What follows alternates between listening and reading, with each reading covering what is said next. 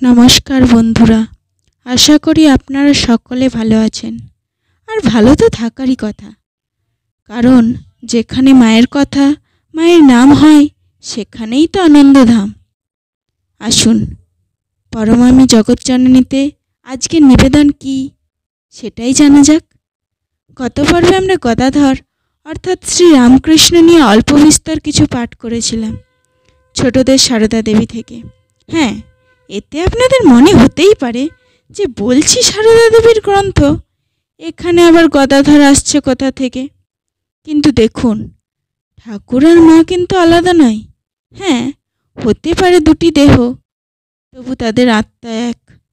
রাধাকৃষ্ণের যেমন একই আত্মা, শিব শক্তি যেমন এক, তেমনি ঠাকুর ও মা কিন্তু একই। আসুন আজ তবে প্রণমামি জগৎজননীতে শুনে নেই ঠাকুরের দক্ষিণেশ্বরে পদার্পণ ও তার প্রথম মা ভবতারিণীর সঙ্গে সাক্ষাৎ হয়েছিল কিভাবে।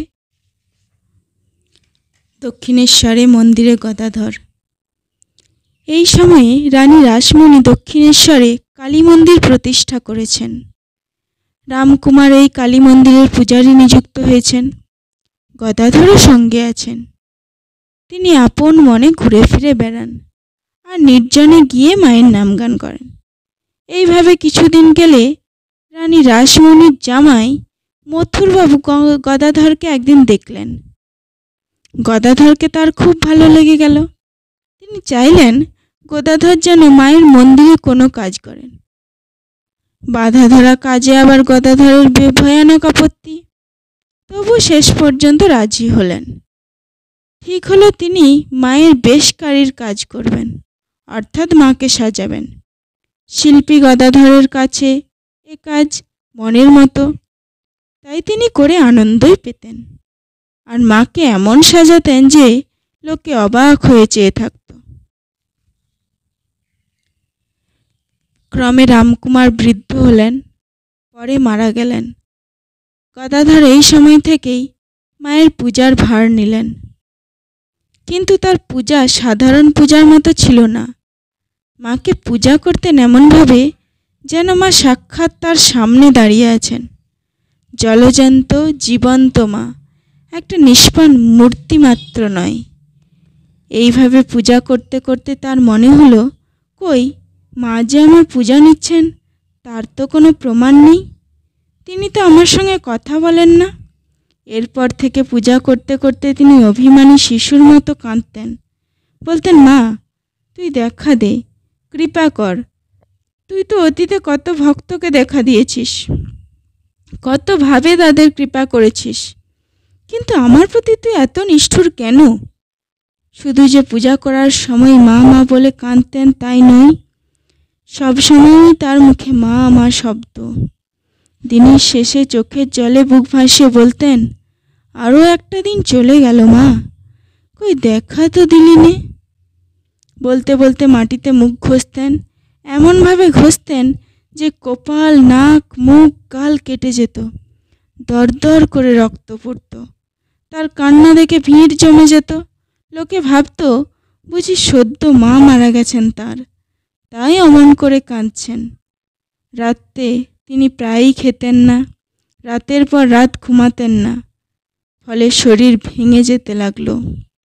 একদিন পূজা করতে বসে মা মা বলে গদাধর কাঁদতে লাগলেন। বললেন, মা আর যে সহ্য করতে পারিনি, তুই দেখা দিবি নে। অনেক কাঁদলেন, কিন্তু তবু মায়ের দেখা পেলেন না। তখন হঠাৎ তার নজর পড়ল দেওয়ালে টাঙানো খাঁড়ার ওপর। মুহূর্তে ঠিক করলেন ওই খাঁড়া দিয়ে আত্মহত্যা করবেন তিনি। ছুটে গিয়ে খাঁড়া হাতে তুলে নিয়ে মাকে বললেন, মা দেখা যখন দিবি নে, তখন এ প্রাণ রেখে আমার কি লাভ? এই দেখ, তোর সামনেই আমি আত্মঘাতী হব। এই বলে যেমনই খাঁড়া দিয়ে নিজের গলায় কোপ দিতে যাচ্ছেন, তখন দেখলেন মায়ের বিগ্রহ থেকে একটা জ্যোতি বেরিয়ে এসে মন্দিরের সমস্ত অভ্যন্তর আলোই আলোময় করে তুলল। আর গদাধর যেন এক জ্যোতির সমুদ্রের মধ্যে ডুবে যেতে লাগলেন। গদাধর দেখলেন সেই জ্যোতির সমুদ্র থেকে স্বয়ং মা বেরিয়ে এসে তার হাত ধরলেন। মায়ের মুখে কি স্বর্গীয় হাসি! গদাধর অচৈতন্য হয়ে পড়লেন। জ্ঞান ফিরে এলে দেখলেন তিনি মন্দিরের মেঝেতে পড়ে রয়েছেন। এরপর থেকে মাকে ডাকলেই মা এসে তাকে দেখা দিতেন, তার সঙ্গে কথা বলতেন। গদাধর এখন মা ছাড়া আর কিছুই জানেন না। ছোট ছেলে যেমন মাকে জ্বালাতন করে, মায়ের সঙ্গে কথা বলে, হাসে, মাকে জিজ্ঞাসা করে সব কিছু করে, তিনিও তাই করতেন।